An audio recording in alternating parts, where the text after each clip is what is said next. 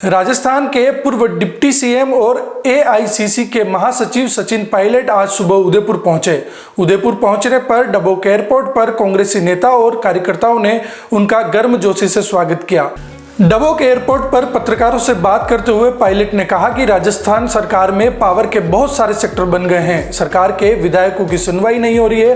Pilot ने सरकार पर निशाना साधते हुए कहा कि राजस्थान सरकार स्कूलों को बंद करने, जिले खत्म करने के जो फैसले लिए हैं वो सब नकारात्मक निर्णय है। प्रदेश में अफसरशाही बहुत हावी है, सरकार में बहुत पावर सेक्टर बन गए हैं कि सत्ता दल के जो विधायक हैं वे भी दर दर भटक रहे हैं। सरकार की जवाबदेही तय हो, इसके लिए हम विधानसभा में अपनी बात रखेंगे। पायलट ने कहा कि सरकार को पारदर्शिता के साथ साथ अपनी बात रखनी चाहिए, सदन में हर विषय पर चर्चा हो, सरकार अपने जवाब दे। हम हमेशा सदन चलाने के पक्ष में हैं। कई नेता जो है अलग अलग जिलों के इलाके के आपसे आके मिल रहे हैं, उनके जिलों में बुला रहे हैं, आपको इनवाइट कर रहे हैं। किस तरह से अब आप अपने राजस्थान में अपनी भूमिका को देखते हैं, क्योंकि बड़ी जिम्मेदारी आपको अभी तक अलग अलग नेताओं को, कार्यकर्ताओं को पार्टी जिम्मेदारी देती है और हम सबको अलग अलग हमारे काम बांटे हुए हैं, लेकिन राजस्थान के साथ जो संबंध है, जो रिश्ता है वो अटूट है और यहाँ के लोगों के प्रति, यहाँ के कार्यकर्ताओं के प्रति जो हमारे दिल में जगह है उसको कोई कम नहीं कर सकता। आज हम विपक्ष में हैं, लेकिन जहाँ जहाँ कार्यकर्ताओं को ज़रूरत है, पार्टी को ज़रूरत है, संगठन के रूप से जहाँ जहाँ जनता बुलाती है हम सब लोग वहाँ जाते हैं और सबको साथ लेकर चलते हैं। और कांग्रेस पार्टी विपक्ष में है, लेकिन हम सबकी जो मजबूती, हमारी एकजुटता है और हम सब कार्यकर्ता नेता एक परिवार के रूप में काम कर रहे हैं, हमारी सबसे बड़ी ताकत है। लेकिन एक बड़ी जिम्मेदारी आपको मिले, सबकी इच्छा है। मेरे को तो जिम्मेदारी दे रखी छत्तीसगढ़ की, वो मेरा राज्य है, मैं जिम्मेदार हूँ, लेकिन राजस्थान के अंदर यहाँ से मैं चुनकर गया हूँ, यहाँ पर बहुत काम करने का मौका मिला है, सत्ता में भी विपक्ष में भी। तो यहाँ के लोग, यहाँ की जनता, यहाँ के कार्यकर्ता, यहाँ की मिट्टी के साथ जो संबंध है वही मेरी सबसे बड़ी उपलब्धि है। ठीक, थैंक यू।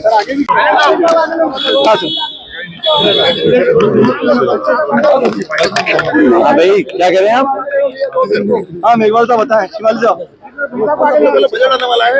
सबसे पहले तो जो दिल्ली में चुनाव जो होने वाले हैं उसमें जो राज्य सरकार है उसको दिल्ली की जनता ने बहुत बार मौके दिए, केंद्र सरकार को कई बार मौके दिए।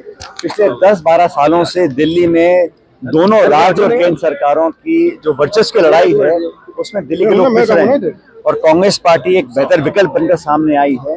हम लोगों ने जनता को कुछ गारंटीज दी हैं और जब कांग्रेस सरकार थी शीला दीक्षित जी की, तो विकास जो हुआ था दिल्ली में जनता उसको याद कर रही है।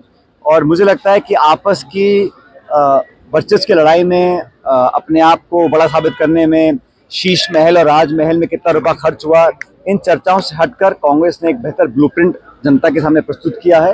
मुझे पूरा विश्वास है कि मजबूती से लड़ेंगे, परिणाम अच्छे आएंगे और कांग्रेस पार्टी का परफॉर्मेंस पहले से बहुत बेहतर रहेगा दिल्ली के अंदर। इंडिया गठबंधन बन नहीं पाता है स्टेट में, कहीं नुकसान नहीं होगा? इंडिया गठबंधन का जब हमने राहुल गांधी जी, खड़गे जी ने शुरुआत करी थी तो सब दलों को साथ लेकर आए थे लोकसभा में और बहुत बेहतर परिणाम आए थे, चाहे वो महाराष्ट्र में हो, उत्तर प्रदेश में हो, राजस्थान में हो, हरियाणा में हो। और एनडीए के साथ मुकाबला करने के लिए इंडिया गठबंधन पहले भी मजबूत था, आज भी मजबूत है। अलग अलग राज्यों में जो परिस्थिति बनती है उसके अनुरूप लोकल यूनिट्स को देखकर अलग दल निर्णय करते हैं। और जहां तक इंडिया गठबंधन की बात है, पहले भी मजबूत था, आज भी मजबूत है। और भारतीय जनता पार्टी को चुनौती देने के लिए नेशनल लेवल पर अगर कोई दल है तो वो कांग्रेस पार्टी है। केजरीवाल जी पर कल हमला हुआ था, वो किस तरह से देखते हैं? मुझे लगता है कि हिंसा की कोई जगह राजनीति में नहीं होनी चाहिए, लेकिन जो जनता जवाब मांग रही है, जिन लोगों को सत्ता दी थी दिल्ली में, केंद्र में, राज्य में, दोनों भाजपा और आम आदमी पार्टी सिर्फ आपस में तू तड़ाक और आरोप प्रत्यारोप में फंस गई है और मुझे लगता है कि दिल्ली के लोगों को उसका खामियाजा उठाना पड़ रहा है। लोग बेहतर विकल्प चाहते हैं और अच्छा ऑप्शन कांग्रेस पार्टी बनकर सामने आएगी। अगर ट्रंप के हाथ में सत्ता जारी है, भारत का फायदा और नुकसान देखा जाता है, उससे आप क्या सोचते हैं? मुझे लगता है कि दोनों मुल्कों में सत्ता किसी के पास भी हो, लेकिन दोनों सबसे बड़ा लोकतंत्र, सबसे पुराना लोकतंत्र है और दोनों देशों के जो द्विपक्षीय संबंध हैं वो अटूट हैं, बहुत मजबूत रहेंगे। और जो भी नया राष्ट्रपति बनता है जनता की चॉइस से बनता है, तो मैं तो उनको शुभकामना देता हूं और उम्मीद करता हूं कि भारत अमेरिका के जो संबंध थे वो पहले से और बेहतर हों, आर्थिक रूप से, सामाजिक रूप से दोनों देश और करीब आएँ। जहाँ तक राजस्थान सरकार की बात है, साल पूरा हुआ है, लेकिन जो अभी निर्णय दिए हैं सरकार ने उसमें स्कूलों का बंद करने की बात हो, जिलों को समाप्त करने की बात हो, इंग्लिश मीडियम स्कूल्स को दोबारा पुनर्विचार करने की जो बात कर रहे हैं, ये सब नकारात्मक निर्णय हैं। अफसरशाही बहुत हावी है राज्य सरकार में इतने सारे पावर सेंटर बन चुके हैं कि जो सत्ता दल के विधायक मंत्री हैं वो भी दर दर भटक रहे हैं। तबादलों पर जो नया जो विवाद पैदा हुआ है उस पर भी सरकार को स्पष्टीकरण करना चाहिए। आने वाला सत्र चालू हो 31 तारीख को, और हम सब लोग सरकार की जवाबदेही तय करेंगे, उनको मजबूर करेंगे कि वो जनता के हित में काम करें। और 1 साल का जो कार्यकाल रहा उसे देखकर बहुत ज़्यादा उम्मीद मैं नहीं समझता जनता को है, लेकिन कांग्रेस अपना जो एक विपक्ष की भूमिका है वो मजबूती से निभाएगी। हम सदन के पटन पर, सदन के बाहर लगातार जवाब पूछते रहेंगे और जवाबदेही तय करते रहेंगे। सत्र आने वाला है, बजट भी आएगा, आपको लगता है सकारात्मक रूप से संसद में चर्चा हम होगा? तो पिछले बजट पे जो घोषणाएं की थी, 4 लाख रोजगार की बात की थी, अभी जो MOU साइन किए हैं 35 लाख करोड़ के साइन किए हैं, उनमें से कितने कारगर होंगे। तो पारदर्शिता के साथ सरकार को अपनी बात रखनी चाहिए।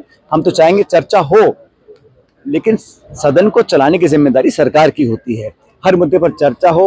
और कई बार जैसे मैंने देखा है पार्लियामेंट के अंदर, लोकसभा के अंदर हाउस एडजर्न कर सरकार अपने जवाब देने से बच जाती है और हम लोग जवाब मांगते हैं। तो सार्थक चर्चा हो, संवाद हो, पूरा देश प्रदेश देखे कि सत्ता पक्ष विपक्ष किस प्रकार का आचरण रखते हैं। हम तो हमेशा सदन चलाने के पक्ष में रहे हैं। इस सत्र में भी हम चाहेंगे, बड़ा महत्वपूर्ण सत्र है बजट सत्र, हम चाहते हैं चर्चा हो, सवालों के जवाब दिए जाएं और मंत्री मुख्यमंत्री सदन के पटन पर प्रदेश के